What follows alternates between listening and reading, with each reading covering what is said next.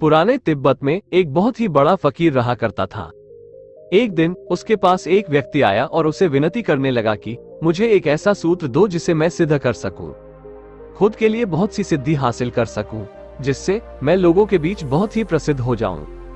फकीर ने कहा, मेरे पास ऐसा कोई सूत्र नहीं है। लेकिन वो व्यक्ति तो फकीर के पीछे ही पड़ गया। बहुत हाथ पैर जोड़े कि कोई तो सूत्र दे दो। फकीर ने बहुत मना किया, लेकिन वो नहीं माना। अंत में पीछा छुड़ाने के लिए फकीर ने उसे एक कागज पर 4-5 लाइनें लिखकर दे दी और कहा, अगले 7 दिनों तक रोज 7 बार इसका जाप करना, तुम्हें सिद्धि प्राप्त हो जाएगी। सूत्र हाथ आते ही वो इंसान तो वहां से भागा। फिर तो उसने सूत्र देने के लिए फकीर का धन्यवाद भी नहीं किया। वो आश्रम की सीढ़ियों से उतर ही रहा था कि पीछे से फकीर ने चिल्लाकर कहा, रुक जाओ, एक बात तो मैं तुम्हें बताना ही भूल गया। इस मंत्र के साथ एक शर्त भी है कि जब भी तुम इस मंत्र का जाप करो तो मन में बंदर का विचार नहीं आना चाहिए। बंदर इस मंत्र का दुश्मन है और अगर मंत्र जपते समय मन में बंदर का ख्याल आ गया तो यह मंत्र किसी काम का नहीं रहेगा और यह सिद्ध भी नहीं हो सकेगा।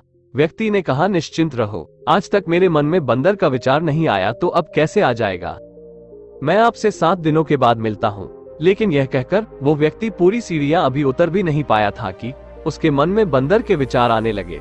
उसने विचारों को हटाया, लेकिन अगले ही पल फिर बंदर के ख्याल लौटकर उसके दिमाग में आ गए।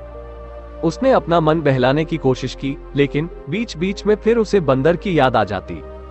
वो घर पहुंचा और मंत्र का जाप करने लगा, लेकिन उसके मन में यही डर सता रहा था कि बीच में बंदर का ख्याल ना आ जाए। उसने मंत्र का जाप करना शुरू किया, पर उसके मन में बंदर के चित्र उभरने लगे। पेड़ों में कूदते बंदर उसके विचारों में आने लगे। फिर उसने सोचा कि कल शुरू करूंगा।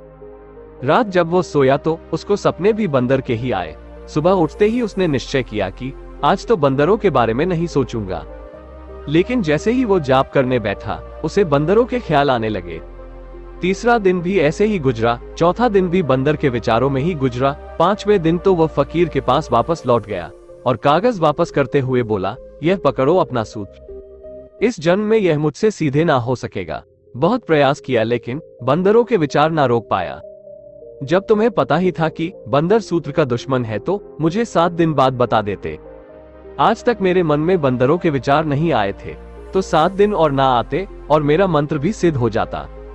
फकीर ने कहा, मैं क्या कर सकता हूँ, यह उस इस सूत्र की शर्त थी, इसीलिए मुझे तुम्हें बतानी पड़ी। आखिर ऐसा क्या हो गया उस इंसान के साथ कि बंदर के विचार भगाए ना भाग रहे थे।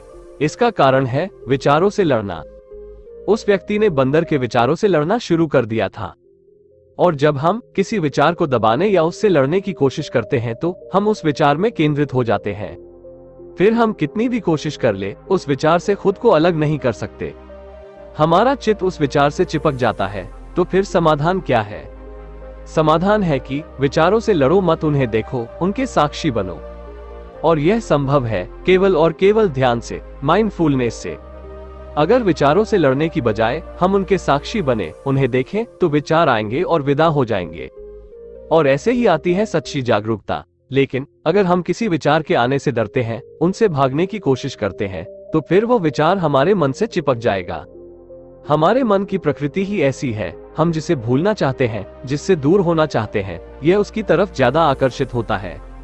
जिसे हम नहीं भूलना चाहते, यह उसे भूल जाता है। लेकिन जिसे भूलना चाहते हैं, उसे भूल नहीं पाते, क्योंकि जब हम किसी एक विचार को दबा देते हैं, हम भी उसके साथ जुड़ जाते हैं। जैसे अखाड़े में जब एक पहलवान दूसरे पहलवान को नीचे दबा देता है, तो वह भी उसके साथ दब जाता है, क्योंकि अब वो उसे छोड़ नहीं सकता, उसके ऊपर से उठ नहीं सकता, क्योंकि दूसरा पहलवान मौका मिलते ही उस पर हावी हो जाएगा।